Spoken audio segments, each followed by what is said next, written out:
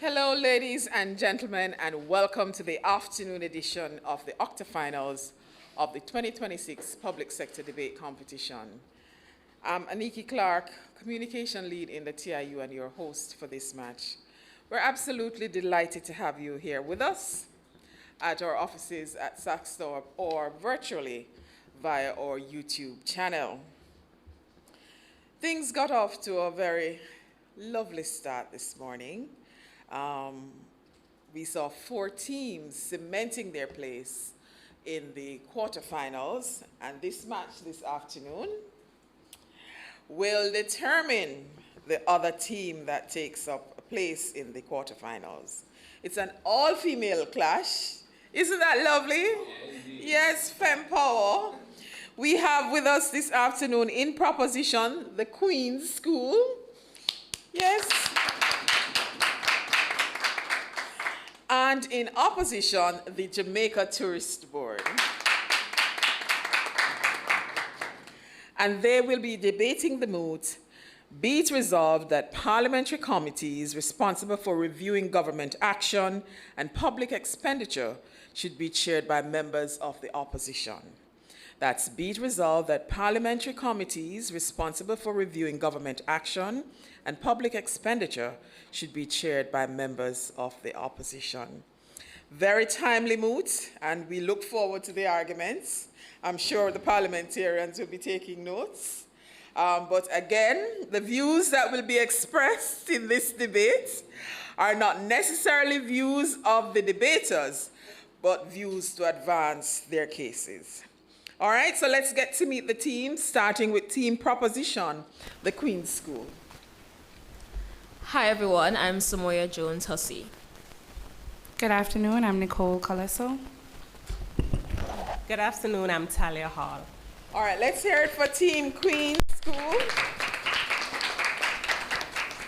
Let's now get to meet Team Opposition, the Jamaica Tourist Board. Good afternoon, everyone. My name is Crystal Smith, first speaker for Team Opposition. Good afternoon, everyone. My name is Alistair Anderson Mutta, the second speaker for Team Opposition. And good afternoon, I'm Lucretia Green, the third speaker for Team Opposition. Lovely. Let's give them a round of applause. Let's make them feel welcome. And our judges come to us from the Jamaican Association for Debating and Empowerment, JADE. Judges, please introduce yourselves, even though I think by now everybody knows, right? Everybody knows you, but just in case someone is joining for the first time. Well, good to meet you, person joining for the first time. Good afternoon, everyone. I am Ravon Thomas Matthews, and I'll be the chair judge for this match. Good afternoon, everyone. My name is Decardiga Nelson. Hearty congratulations on making it to the octafinals, and all the best in this match. Good afternoon, ladies and gentlemen. My name is Roshana Jarrett, and I'll be serving as one of your ring adjudicators this afternoon. All the best to the teams. Thank you very much, judges. And just to say that getting to this point has not been an easy feat. The teams have put in the hard work. Unfortunately, we're at the round where one team will have to go at the end of this match. It's very difficult at times, you know, when you see how much they've poured into the competition, but it's the nature of the game. We're all winners in our own rights. Some just advance and some go home, right? That's a lovely way of looking at it. But at this point, all that's left for me to do is to hand over to Ravon to marshal the match and to wish the team good luck. The teams, good luck. Thank you very much, Aniki, and again, congratulations to both teams.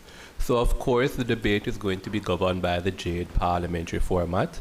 That format will see the first speakers from each team presenting for 7 minutes. Second speakers, you will have 6 minutes to present your case.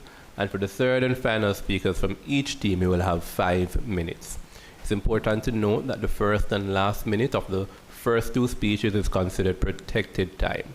You'll be protected from points of information. So when you've exited your first period of protected time, you're going to hear the bell ding once. That means that points of information can now be asked. You're going to hear the bell ding again once more, and that means that you're in your final minute of your speech and your second minute of protected time where no more points of information will be allowed. Now, at the end of the allocated time that I just described to you, you're going to hear the bell ding twice. That means that you've used up your allocated time, but we're going to give you 15 seconds just in case you're in the middle of like a compelling thought or argument, so you can really just wrap your thoughts. After that 15 seconds, however, you're going to hear the bell ding continuously. That means that the debate, your debate rather, in terms of your substantive speech has ended, and you should yield the floor to the continuation of the match. Of course, between the first and second speakers and the second and third speakers, we'll have 1 period of cross-examination each, and I'll tell you more about that cross when we get to that point in the debate. The moot before us once more reads, be it resolved that parliamentary committees responsible for reviewing government action and public expenditure should be chaired by members of the opposition. We now invite the first speaker from the Queen's School to open this debate. Please make welcome Samaya Jones-Hussey. Hear, hear.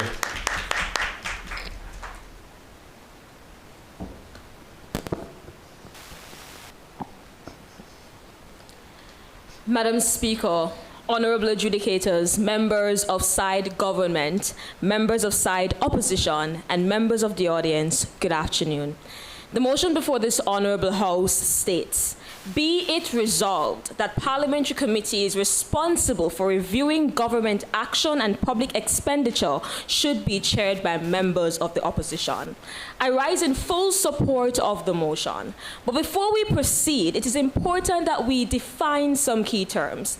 Parliamentary committees are bodies responsible for monitoring government spending, reviewing ministries and state agencies, investigating corruption or misuse of public funds, and holding public officials accountable.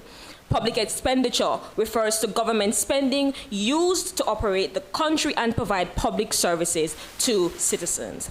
Today's side government will advance 4 main points. Firstly, opposition chair committees strengthen accountability and political bias. Secondly, opposition leadership increases public confidence and transparency in the democratic institutions. Thirdly, opposition chair committees make misuse of public resources harder to conceal. And finally, opposition chaired oversight committees improve governance and not by merely exposing misconduct, but by changing the government's behavior before it occurs.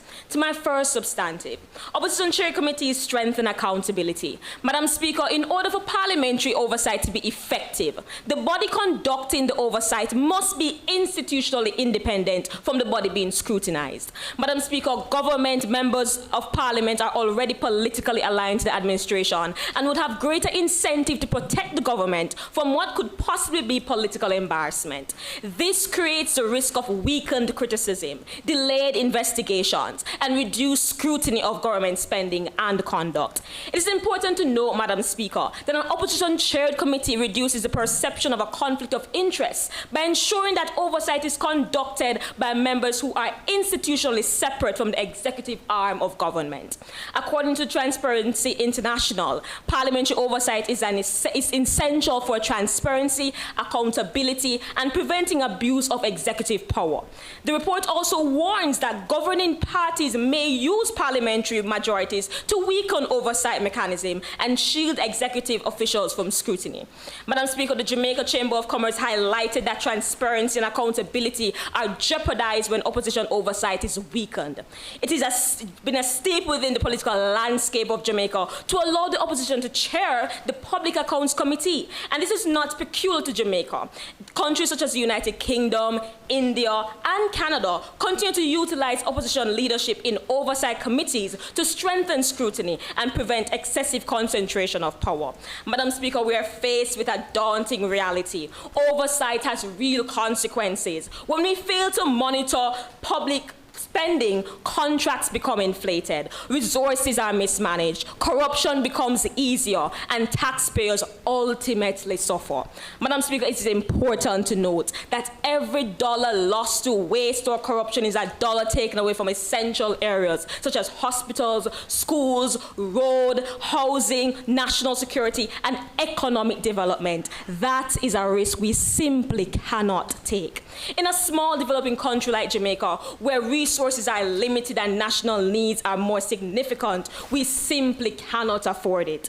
Opposition chair committees create pressure for better governance because ministers and public officials know that their actions will face genuine scrutiny instead of political protection. To my second substantive, parliamentary committees responsible for reviewing government action and public expenditure should be chaired by members of the opposition because independent oversight strengthens public confidence, increases transparency, and ensures that democratic institutions remain credible rather than politically compromised. Madam Speaker, public confidence in democratic institutions is not built merely by elections or constitutional promises. It is built when citizens believe that power is genuinely being restrained and questioned. One of the greatest dangers in any democracy is not open dictatorship, but quiet institutional complacency, where oversight bodies still exist, still meet, and reports are still produced, yet accountability becomes performative rather than meaningful. Not at this time. When government members chair committees reviewing government action, the public begins to perceive Parliament as politically self-regulating rather than independently scrutinizing. Even if investigations occur, citizens may still believe that criticism will be softened to protect the political allies and preserve party reputation. That perception, Madam Speaker, that is very dangerous to democracy because democracy depends as much on credibility as it depends on legality. Opposition leadership changes the dynamic entirely. It creates visible tension within the system. It signals to citizens that there is institutional actors whose political interest is not tied to any protection of the executive, but to interrogating them, questioning them. Madam Speaker, transparency is strongest when scrutiny is uncomfortable. Historically, some of the most significant political scandals internationally were not exposed because governments were willing to reveal them, but because independent parliamentary scrutiny forced disclosure into public domain. In the United Kingdom, parliamentary scrutiny exposed MPs' expenses scandal, leading to major public sector reforms and stricter accountability. Similarly, in South Africa, persistent parliamentary pressure and committee investigation played an important role in exposing aspects of state capture and abuse of executive authority. Madam Speaker, the public does not trust institutions simply because they exist. The public institutions, when those institutions demonstrate the courage to challenge power openly, independently, and consistently. Madam Speaker, stronger public confidence produces stronger democracy. When citizens believe that Parliament is genuinely holding the government accountable, trust in democratic institutions increases. This strengthens civic participation, reinforces the respect of the rule of law, and reduces public cynicism towards politics. Independent oversight, Madam Speaker, also encourages corruption and abuse of executive power because public officials know that their decisions may face serious scrutiny from bodies not controlled by the government. Ultimately, the opposition chair committee strengthens transparency, reinforces democratic checks and balances, and ensures that Parliament remains a true guardian of public interests rather than an extension of the executive authority. The proposition temporarily rests. Thank you very much. We now invite the first speaker from the Jamaica Tourist Board. Please make welcome Crystal Smith.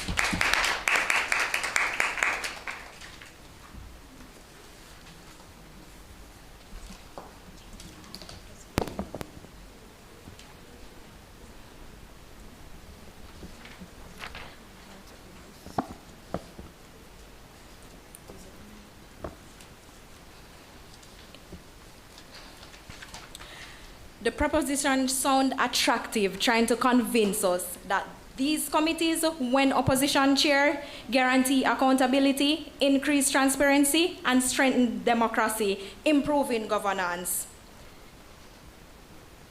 Here, we can agree with the propositions and the definitions they provide. Notwithstanding, when we examine should, as a best practice, a strongly suggested course of action that should be followed unless the specific circumstances make it impossible or unreasonable to do so. The mood says committees should be chaired by opposition members. This means always, as a rule, by default. However, we must ask ourselves a fundamental question. Is parliamentary oversight strengthened when committee leadership is automatically assigned based on political opposition rather than competence, fairness, and institutional effectiveness?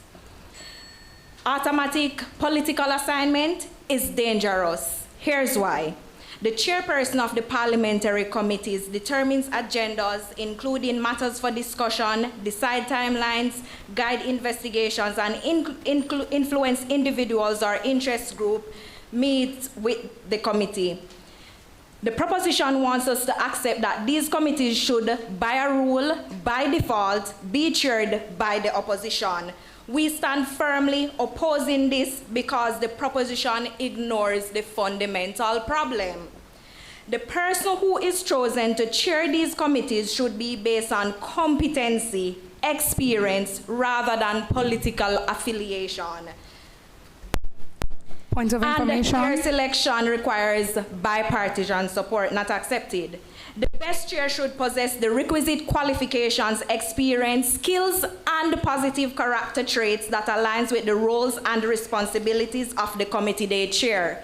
They must be knowledgeable, professional, and possess integrity, not selected simply because they oppose the government.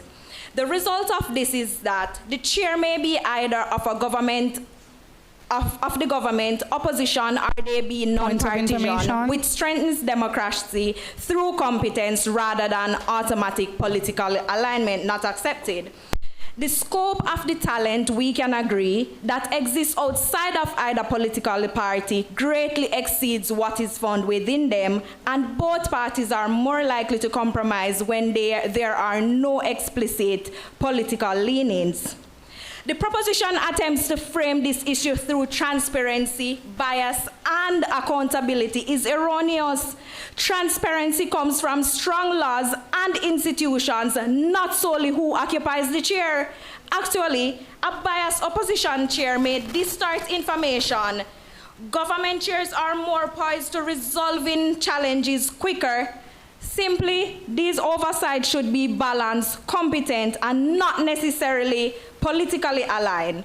We must agree probity is more sustainable than adversarial political attacks. The opposition, when selected based on party affiliation, has incentives to prioritize criticism for the purpose of delegitimizing the government and its policies over providing solvency for government policy issues. This leads to unnecessary criticism, excessively lengthy investigations, delay or deliberately not exploring possible corrective measures for government policy, media grandstanding, and election-style political attacks. Parliamentary committees are meant to investigate facts, not create political warfare. And we must ask ourselves, what does the opposition gain from chairing these committees? Clearly, political advantage, where they continuously try to discredit the government, build public dissatisfaction, and better position themselves for the next election. We can agree, faster solutions often mean less visibility, and more publicity means political success for the opposition. So they may drag out these investigations for media exposure, exaggerate issues, and sustain public attention, and focus on criticism rather than solvency. The result is delayed outcomes, performative hearings, over-politicized proceedings, and committees focus more on headlines than solutions, hence reducing productivity and public confidence. Now, we have just explained why the world that the proposition defends is likely to be problematic. But here is why our world is better. One of these two scenarios could play out under our policy. The first scenario is where the chair is a member of the government. This is likely to be more solutions-oriented. They ensure that the policy is done well because they wish to avoid any potential public backlash directed towards the government's policy. This backlash is likely in the event of policy failure or financial mismanagement, given the focus traditional media tends to give the government. And two, they gain positive press for effective policy implementation and financial management. To appease independent oversight bodies, such as Auditor General, Integrity Commission, who hold government members accountable for notable failure of policy or professional misconduct. Consequently, the government chair is likely to focus on remedying the problems. The second scenario is where the opposition members and non-partisan individuals are chosen through a method given to the policy, which is on merit or through bipartisan support. Here, they are likely to become more they are likely to become more solutions-oriented because the meritocratic process filters for efficacy with respect and solvency. Non-partisan individuals are keen on maintaining their integrity and reputation. Globally, we have seen where several democracies increasingly emphasize collaborative committee culture that are adversarial than the Westminster-style politics. For example, in Australia, they have often adopted a more bipartisan committee structure where leadership and deputy leadership are shared across political lines, promoting the committee chair must be collaborative, not combative. And while the propositions speak excessively on checks and balances and public trust, they have failed to prove automatic opposition leadership is necessary. We remind you that checks and balance already exist within itself within government. It is against this background we firmly oppose the motion. All right, thank you very much, Crystal Smith, and to the first two speakers for opening this debate in such an excellent way. At this point in time, we're going to go into the period of cross-examination. That is the first period of cross-examination. For this segment, we will see the team JTB posing 3 questions to the Queen's School. Each question will last 10 seconds and each answer will last for 45 seconds. It's important to note that for the team that is asking the question, only one person may do so at a time. However, for the team that is answering the question, the entire team can chime in to provide a robust answer to that question. After the questions from JTB have been asked and answered, we will invite the Queen's School to do the same. With that said, ladies and gentlemen, let us engage in this first period of cross-examination. We invite the Jamaica Tourist Board to pose their first question.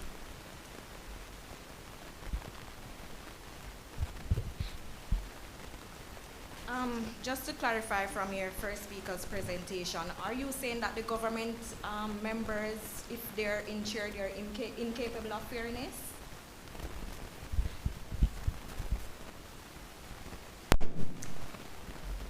We're not saying that the government members are incapable of fairness, but there's something in the Bible that we talk about the fact that you must move away from the perception of sin. And so because they have more to benefit from a political success or failure of the government, allowing the opposition to chair these committees will allow for there to be a perception of complete and honesty within the government system. But how does making the opposition leader of the parliamentary committee automatically guarantees accountability? For there to be a balance on checks and balances. So there must be checks and balances within the government. So allowing the opposition to chair, allow for there to be greater scrutiny within the government, allow for there to be questions being asked about policies that are being put forward by the government without having anything to benefit from it because they're not directly attached to the executive arm of the government. Why do you assume that an opposition leader of a committee will not use their bias during their oversight? What?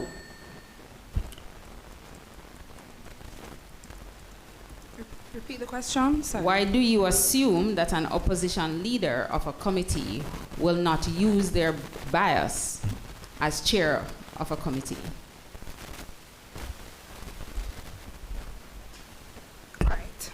So the same way we prevent opposition chairs from weaponizing investigations for political gain, it's through transparency, committee voting structures, public records, and institutional rules that constrain abuse from either side. But when we have opposition chairs, scrutiny is at a higher rate rather than through executive control, where they're more inclined for political survival.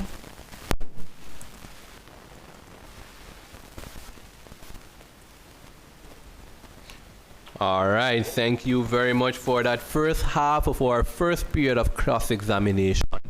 We now invite the Queen's School to pose their questions. Okay.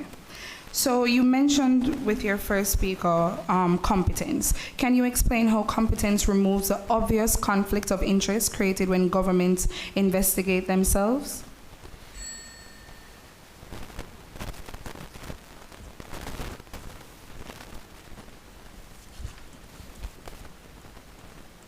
Can you repeat the question, please? Sure. Can you explain how competence removes the obvious conflict of interest created when governments investigate themselves? So to clarify, based on competence, we're asking for the most competent person to chair these committees, not necessarily somebody from the government or somebody from the opposition. It can also be a non-partisan, or it can be somebody from the government or somebody from the opposition, but the most competent person which fulfill the requirements of these roles. Thank you, and that can also be as opposition chair. Now on to my next question. Are you asking this House to believe that politicians facing electoral consequences will willingly expose scandals that danger their own administration? They will, because they are also looking for transparency, and they also want to hold their own members of parliament accountable for whatever actions they are playing. Not only that, we do also have the Integrity Commission as well as the Auditor General's Department, who also assist to hold members of parliament accountable for whatever transgressions they have. All right, thank you. To add to what my colleague just said, remember, oversight does not solely depend on the chair, and Jamaica's democracy system and our constitution already contains safeguard against that. Thank you so much for that response. Now provide me with a real-life example of such government exposing their own scandal. Thank you. Oversight bodies exist. We have the Auditor General and we have... You can go ahead. Oversight exists. We have the Auditor General and we have the Integrity Commission. And we have seen recently where the Integrity Commission has highlighted numerous amounts of these cases. We have seen where there are cases before the Public Accounts Committee which are being investigated, and it's not necessarily dependent on the chair. It is our constitution that is in place. And to add to that, the Integrity Commission and Auditor General, they are all actors of the government interrogating the government. Their research is done with probity and integrity, and we can trust the findings of their report. All right, thank you very much for that first period of cross-examination. We now invite the second speaker from the Queen's School to extend the case for side proposition. Please make welcome Nicole Colesso.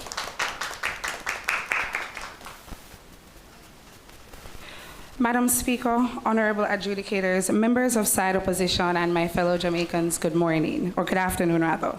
Side opposition mentioned competence, however, accountability was never built on trust. Do we allow offenders to lead the jury that is used to scrutinize their very own actions? They went on and on and on about attacks. Well, we came to war today. Through our model, though our model may become aggressive or politically confrontational, we still stand to weigh the pros and cons. We believe the risk is still less dangerous than allowing governments to supervise investigations. My first and second substantive will address this clearly. My first substantive is that opposition-chaired oversight is a critical safeguard against government's control over institutions. We must understand that oversight committees are not neutral spaces. They are investigative bodies. They control what gets prioritized, how aggressively investigations proceed, and how findings are presented to the public. When government MPs chair these committees, oversights become structurally compromised in ways that are not easily visible. First, through agenda suppression, where sensitive issues are delayed, redirected into less politically damaging inquiries, or fragmented across multiple sessions until public attention fades. This creates what political theorists describe as soft obstruction, no open denial, but reduced investigative intensity. Secondly, the chair determines speaking time, witness scheduling, and urgency of reports. Even small procedural advantages allow governments to slow investigations until they lose political relevance. Lastly, and most importantly, framing power shapes public interpretations. Committees do not just investigate, they produce official narratives. A government-led committee will produce cautious language, weakened conclusions, and non-confrontational recommendations, even when evidence is strong. So the issue is not whether oversight happens, but whether it happens at full strength or in a weakened, politically filtered form. Madam Speaker, international evidence supports our position. The Transparency International found that 2/3 of legislators worldwide fail to function as effective watchdogs over government spending, while 85% lacked effective scrutiny systems. Even India understood the assignment. They recognized that unchecked executive power breeds administration complacency. This is why that is why not accepted at this time. That is why financial oversight was deliberately placed under opposition leadership. To the opposition argument that this would politicize committees, Madam Speaker, these committees are already political because government spending is indeed political. The real question is, do we want aggressive scrutiny or comfortable silence? We choose scrutiny. Imagine a ministry awarded a multi-million-dollar road contract to a politically connected company despite inflated costs. If government members control the oversight committee, investigations can be delayed for months upon months until media attention disappears. But under opposition leadership, ministers know an independent committee may later demand every file, every email, and every justification. This is where side opposition fundamentally misunderstands the role of oversight. Oversight is not to comfort governments. Oversight is to challenge them. Madam Speaker, now on to my second substantive. Opposition-chaired oversight committees improve governance by changing how governments behave before they occur. Governments do not suddenly become disciplined when a scandal occurs. Behavior changes long before that. For example, Jamaican citizens have repeatedly seen public concerns over cost outruns, delayed infrastructure projects, and questions surrounding procurement transparency. Opposition-chaired oversight creates pressures on ministry to justify decisions properly from the beginning rather than scrambling for explanations after public outrage has emerged. As a result, officials become more cautious in how they exercise power. They will properly document meetings, follow procedural rules, and justify contract awards. This transforms oversight. Go ahead. I am getting that you're saying we cannot trust the government, but if the opposition members are politicians, to what guarantee will we have that they will act objectively and not similar to how we are saying the government will act? Clearly, you haven't been listening to my speech. I did address that. This transforms oversight from a reactive mechanism into a preventative one. Side opposition treats political incentive as equally harmful as you just questioned. However, incentives that encourage investigators to expose weaknesses strengthens the very accountability you're questioning. This is why opposition-chaired oversights matter in the real world, not merely in political theory. It is hospital projects that remain unfinished despite millions being allocated. It is school renovations that drag on for years while costs continue to rise. It is the taxpayer who watches roads being repaired time and time again because contracts are awarded through political affiliation rather than genuine competence. But opposition-chaired committees change the entire political structure.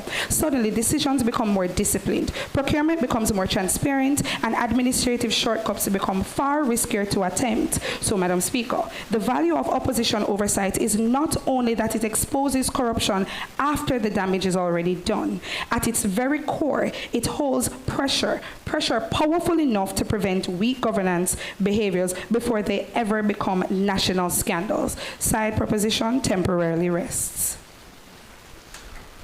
And thank you very much. A round of applause. Second speaker from Team Proposition. Ladies and gentlemen, we now invite the second speaker from the team in opposition, the Jamaica Tourist Board. Please make welcome Alicia Anderson Mutton.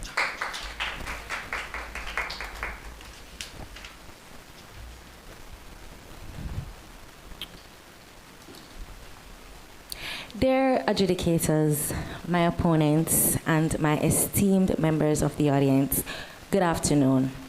The proposition's argument is based on one basic assumption, that once the chair of a parliamentary oversight committee comes from the opposition, accountability is automatically strengthened. However, this assumption is flawed and simply just not true, especially considering our current country's political scene. We have already established the role of Jamaica's parliamentary oversight committees and clarified that the word should creates a very rigid standard. The proposition is therefore not merely suggesting opposition chairs as an option, they are arguing that this should be the preferred and expected structure for oversight in Jamaica, the ultimate standard. But realistically, how does opposition oversight automatically result in effective and efficient oversight? The proposition is attempting to characterize opposition members as neutral watchdogs standing outside the political system. But that's not true. Opposition politicians are not independent referees. They are political competitors seeking governmental power within Jamaica's highly partisan political culture. Opposition politicians can also use their leadership role to hide their roles that they play in scandals and misuse of funds. So allowing them to lead does not directly lead to transparency and reduce corruption. And this matters because when oversight becomes politically incentivized, committees risk shifting away from accountability and toward political performance.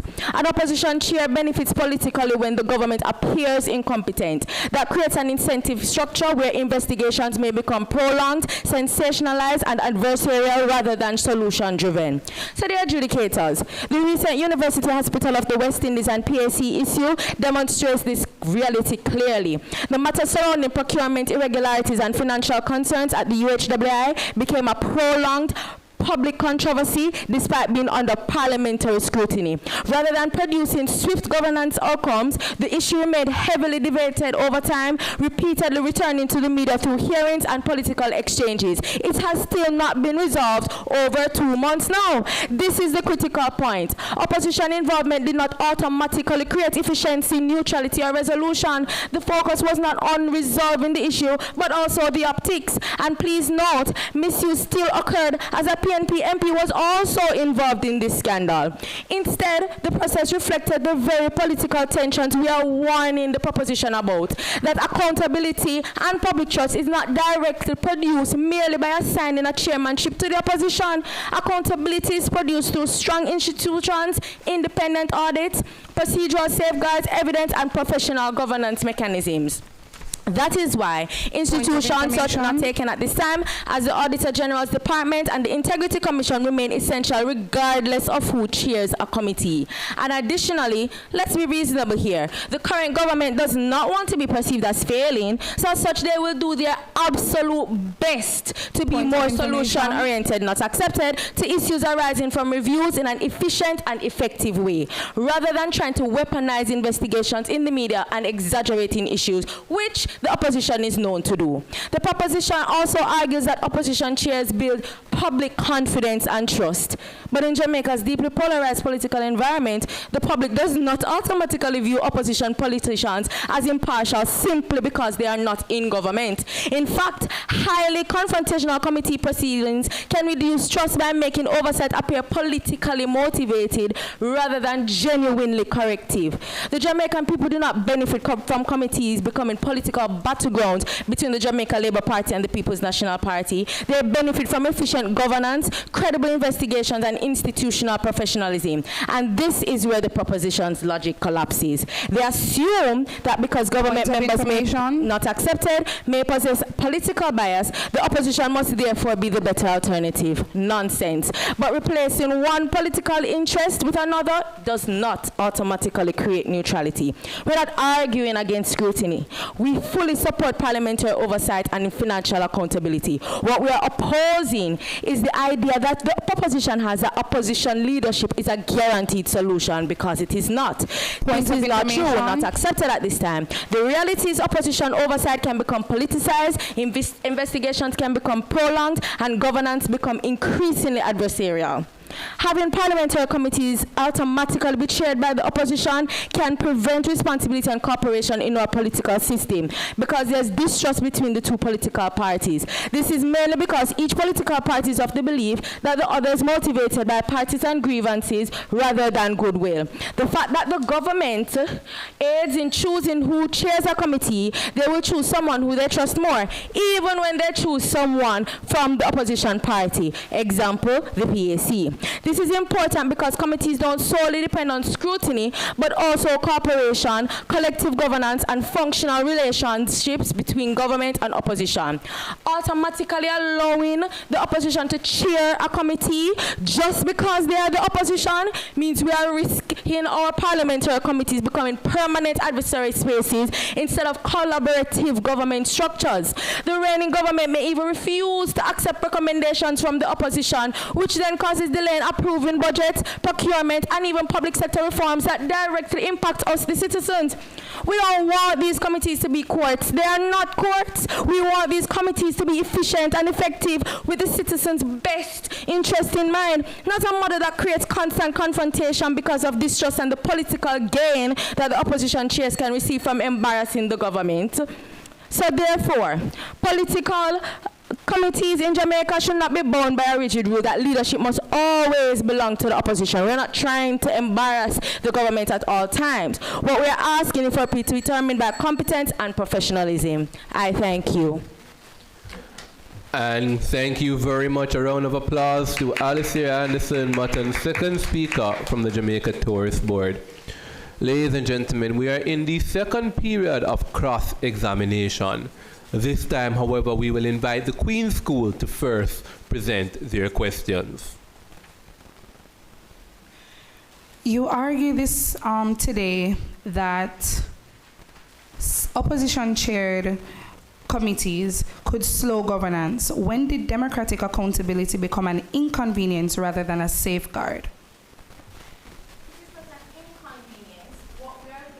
Suggesting is that if you're taking so long to find solutions to the issues and to also ensure that things are done in a timely manner, then you are inconveniencing the public, because with that, then you're basically creating a facade and you're trying to create public outcry rather than trying to solve trying to find the solution. We want members who are going to be solution oriented. We want persons who will ensure that the main goal is to solve issues, rectify the problem, and also ensure that it is done in a timely, efficient, and effective way. It doesn't have to be a part of the government, but it should not solely be a part of the opposition.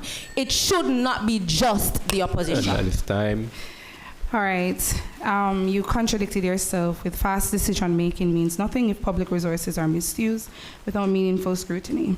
But we then asked if it is that Westminster models adopt this, the UK, India. Indeed, okay. Indeed. And so what that means is that you have to ask your question. So Do you have the question you want to answer? Would you like them to repeat? If Westminster... Hold on. The privilege is Jamaica Tourist Board. Do you want to answer that attempt at a question, or would you rather them repeat? They would have to repeat the question. If Westminster models such as the UK and other governments follow opposition-chaired committees, why is it that you're opting against it? What does the government have to hide?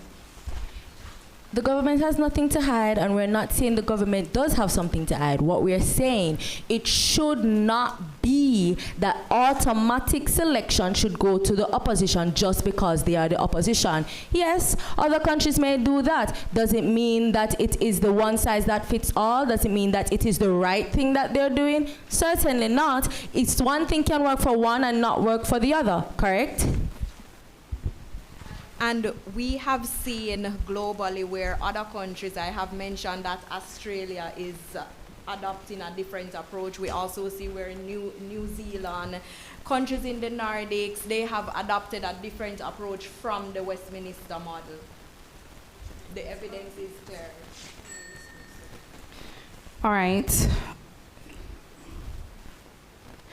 right, you claim opposition chairs may create political theater. Is avoiding embarrassment more important than exposing corruption or misuse of public funds? Repeat that question. You claim opposition chairs may create public theater.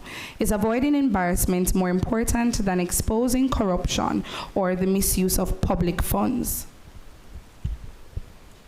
Well, I'd ask, is creating theater more important than solving the people's business? Because the questions and the back and forth that the opposition does is not in the interest of the people. It's trying to create political mileage and not providing substantial evidence for whatever the issues are, because we remember that you're the opposition and you're trying to get mileage. So yes, we do want questions and scrutiny, but in the interest of the public. I mean, an example could be with the Ministry of Health and the marketing me, a lot of attacks were levied on Minister Tufton and not on the real issues of what the case was about. And that's what we're talking about. We believe in these kinds of institutions. That is time. Thank you very much. We now invite the Jamaica Tourist Board to pose their questions.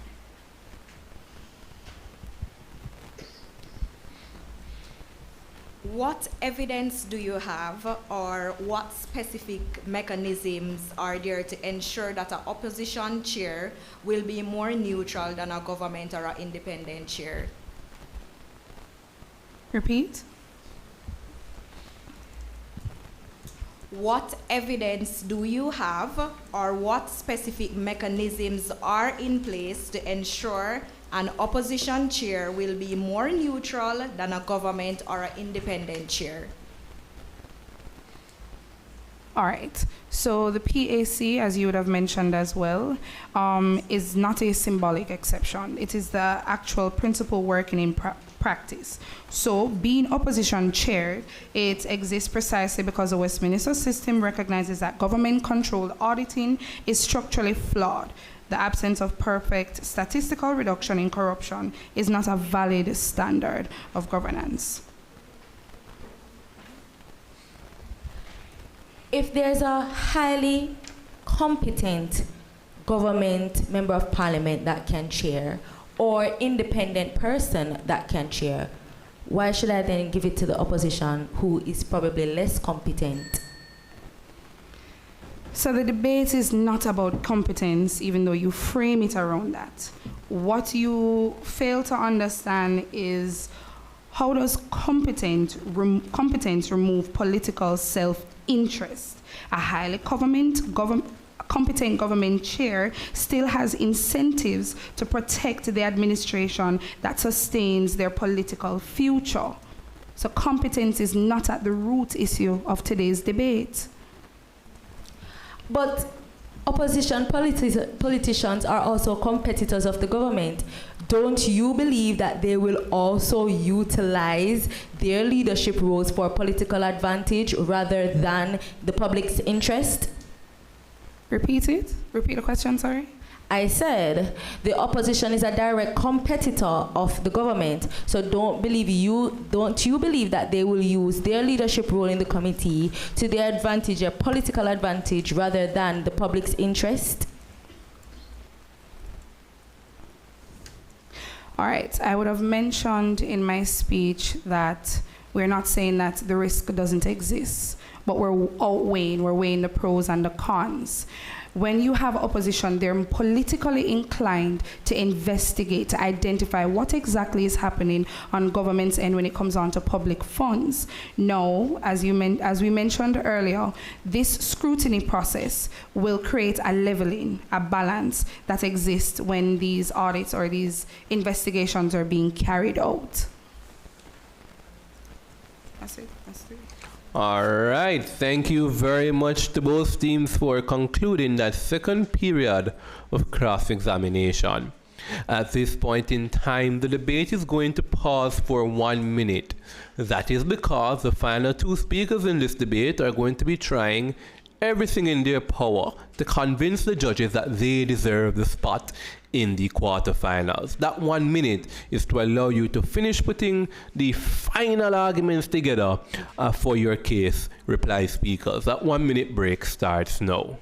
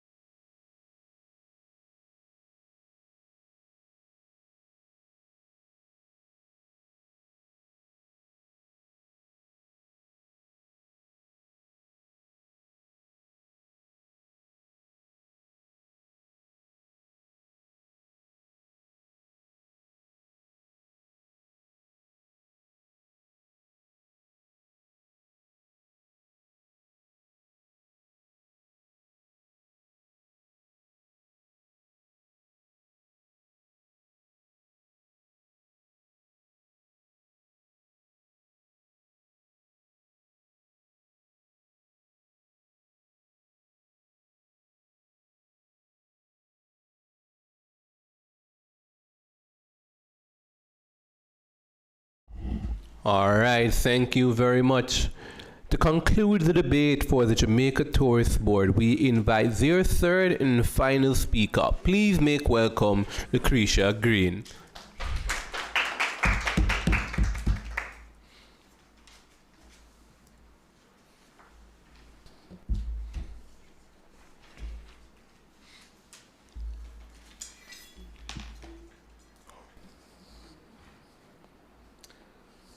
Opposition leadership is not inherently bad. We agree that scrutiny is essential. The issue is automatic assignment by political identity. That is what the proposition is putting, and that is not effective in our case. In Jamaica, accountability already comes from multiple layers: the Auditor General, Integrity Commission, parliamentary rules, committee membership that already includes both government, opposition, MPs. Therefore, the problem is not opposition participation, but the assumption that opposition chairmanship is the only or best way to guarantee accountability. The opposition is not independent in a neutral sense. It is still a political actor competing for power. In Jamaica's two-party PNP-JLP system, both sides are partisan. Independence in oversight comes from institutional design, not political affiliation. Assigning opposition chair replaces one political interest with another rather than achieving neutrality. Additionally, committee decisions are not made by the chair alone. The chair guides proceedings but do not have unilateral power to suppress findings, especially in a multi-member parliamentary committee structure as we have, where bipartisan committee membership, public hearings, independent audit institutions, parliamentary rules and standing orders also govern the committee. Also, the government chair government chairs have incentives to ensure efficiency and compliance to avoid reputational and electoral damage. Therefore, accountability is preserved through institutional pressure, not political label of the chair. As opposition, we have demonstrated why it is that probity, transparency, and accountability are required as tenets of good governance. We categorically do not agree that a committee chair should solely be determined because the individual is an opposition member. We wholeheartedly stand by our position that parliamentary committee chairs are to be decided by competence, probity, non-partisan, and effective leadership, especially when the person comes from the private sector and has a track record and history of integrity and experience. The opposition members are politically aligned, and opposition chair does not lead to transparency. For our case, separation of power takes care of accountability. It is through these powers that is entrusted that the branches of government can act independently. We already have spoken about the role of the Auditor General and the Integrity Committee. And by the way, proposition, can I interject here that it is the reports from the Auditor General and the Integrity Commission that unearth these reports that you use as weapons against the sitting government. Opposition leaders are not self-regulatory. They are politicians themselves, as we have said repeatedly. You speak as if currently there is no opposition that leads a committee, and you yourself have confessed and have said that opposition does lead in case of the PAC. The proposition is yet to address the fact that there are structures that we are operating in that prevents us. They behave as if we're operating in an anarchy, as if it's without rules. Remember, the committee is done through a bipartisan process and consists of opposition members and government and cannot act independently. We stand by our moot that a bipartisan selection of whether it be an opposition or a non-partisan representative can chair a committee, and that it isn't solely based on the fact that they're aligned to a political opposition party, and that if that is the case, they can use it for their own political gain as a party that is sitting waiting to be the next government. I thank you. And thank you very much. Now, to conclude this debate, we invite the final speaker. That is the third speaker from the Queen's School. Please make welcome Talia Hall. Esteemed judges, sad opposition, Jamaicans, good afternoon. Imagine it is exam season and invigilators are needed for the exam. Students are then allowed to monitor their own exam. Would that be credible? I believe not. The arguments, the opposition states that competence is the root of allowing the opposition to be chair of the debate. This argument creates a false narrative between competent and opposition leadership. This motion never says opposition members are automatically more competent. It says they are structurally better positioned to scrutinize government because they are institutionally independent from it. A government MP, no matter how competent or technically skilled, still belongs to the same political machinery being investigated, and there lies the conflict of interest. The opposition says that we don't need to assume chairmanship. The opposition leader, members of the opposition, does not need to assume chairmanship as it significantly delays work done by the government. This is suggesting that the committee have the same leverage as the government. The committees are not replacing governance. The committee is there for scrutiny, not governance. Are we saying that the governing party should also monitor their spending, public spending? Where is the transparency? How can we have public confidence in this regard? We need institutionally independent body providing scrutiny. For democracy to be effective, we need a balance. Oversight is a real consequence. The independent party is able to aggressively address issues in the public defense. Citizens need to believe the power is being restrained and checked. Opposition will not be protecting the government. They will provide transparency. The opposition state that the chair should have best practices and it speaks to integrity. Madam Speaker, are we speaking about elected officials, the opposition? And if their integrity is in question, they are elected officials. Aren't the government also elected officials? Should we also question their integrity? The best practice speaks, the opposition fails to realize that the opposition being chair of the committee is not the sole individual. The committee is also made up of auditors and other well-tasked members who will work alongside the opposition. The opposition argues that government-chaired committees will be solutions-oriented. But what about the conflict of interest? Where is the institutional design? Democracies rely on checks and balances. No institution should supervise itself without independent scrutiny. Where is the challenge? The opposition speaks of bias delaying the work to be completed. However, the opposition has viewed bias one way, as a one-way street. What about the government biases? Imagine the autonomy, the power given to the government when not challenged or scrutinized by the opposition. All that power without the checks and balances.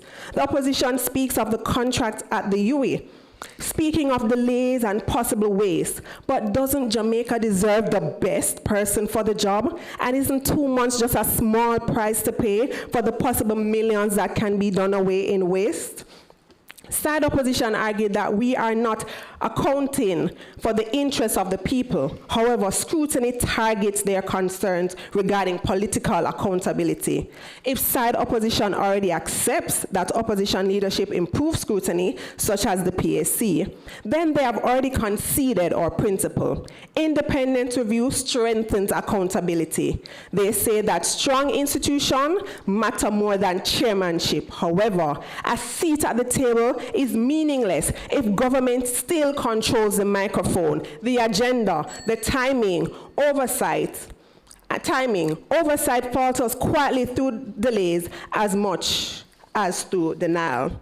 As we return to the examination room, side proposition believes that we would all agree that we should allow invigilators, not subject teachers, to supervise the students to ensure that examinations are conducted according to established rules and regulation. Similarly, even more importantly, we need members of the opposition to chair parliamentary committees for scrutiny, accountability, watchful and responsible care. The proposition rests.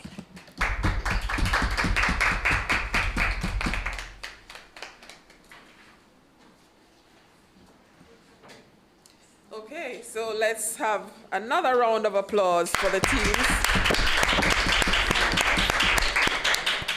They've made their arguments.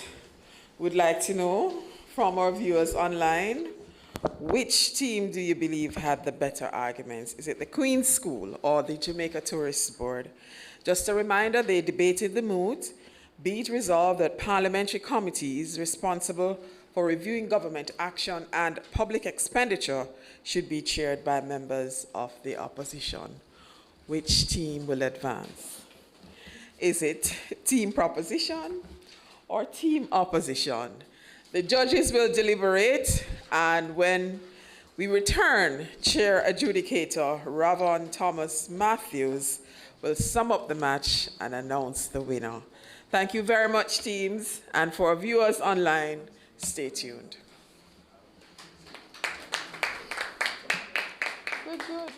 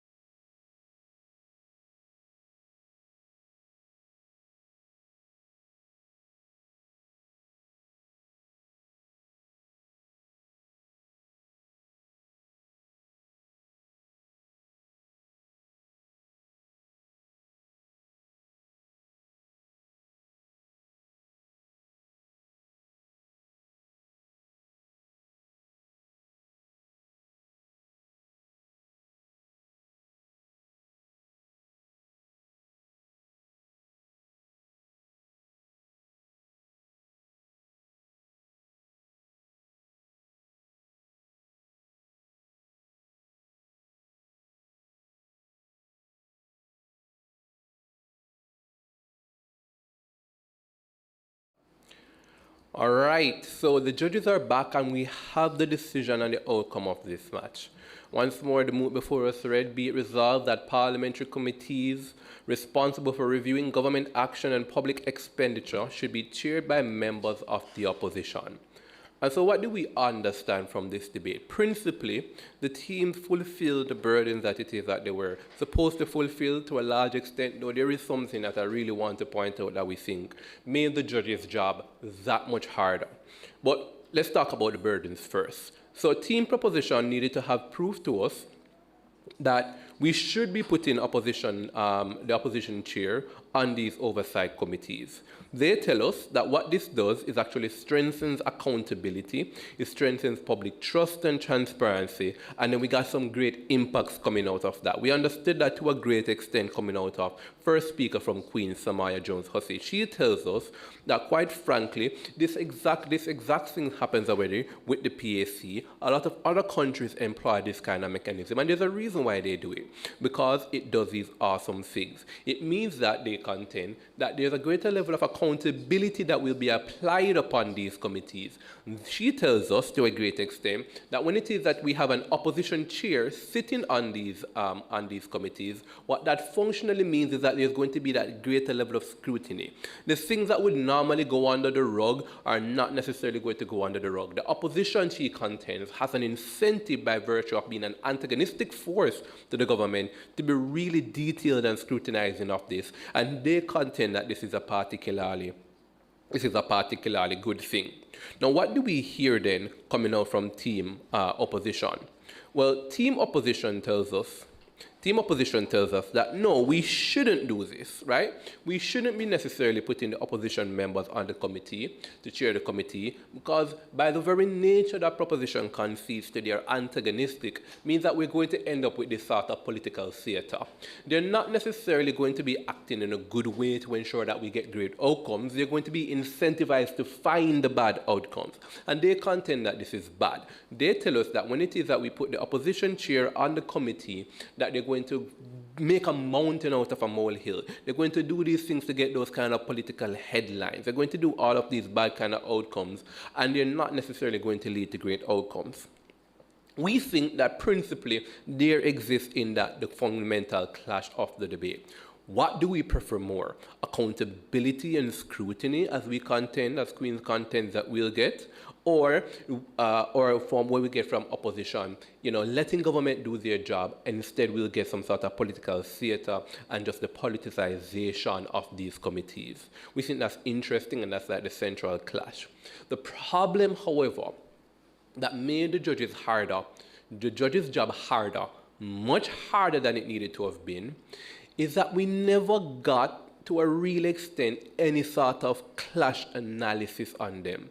See, we never understood why it is, for example, from team opposition, that this kind of antagonistic force that team proposition we contend with is either okay or is not going to be happening. We don't get that to a great extent.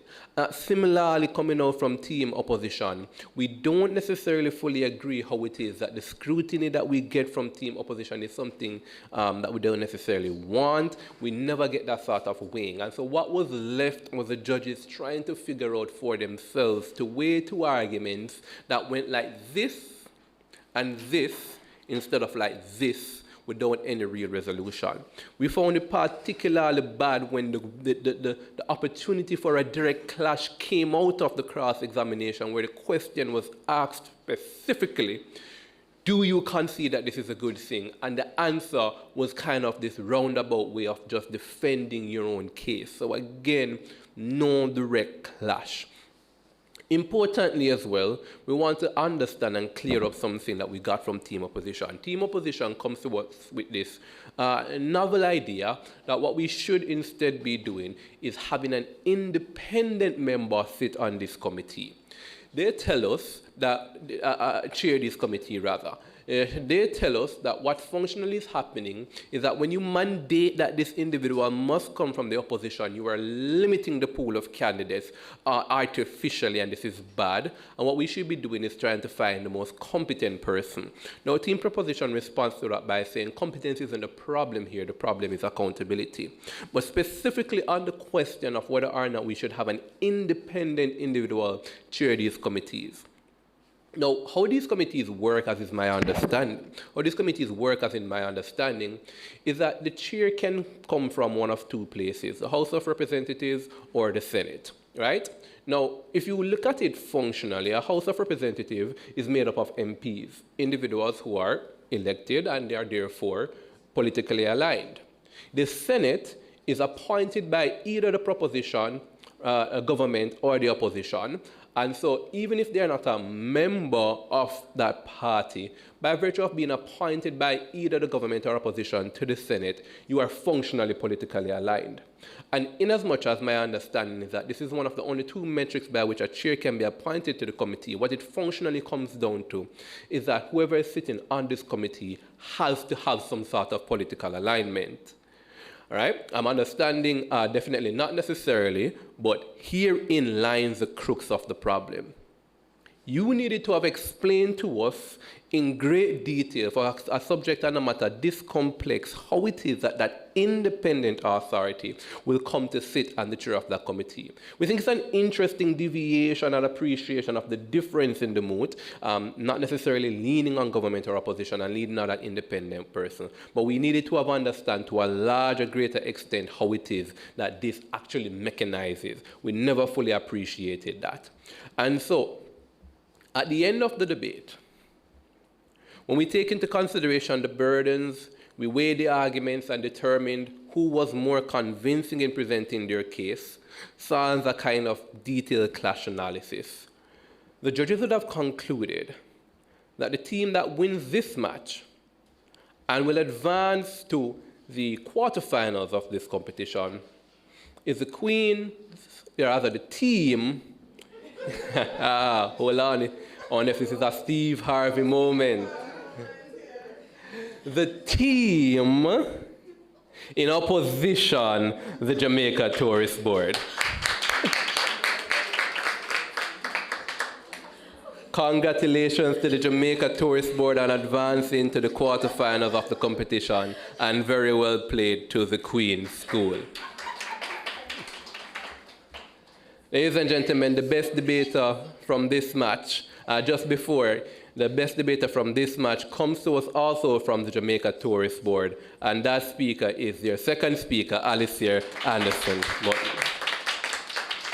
The scores ending this round, the Queen's School on 266 points to the Jamaica Tourist Board's 274 points. Join us indeed. Join us, ladies and gentlemen, in a few moments where we will have the final match in this octafinals of the public sector debate competition for 2026.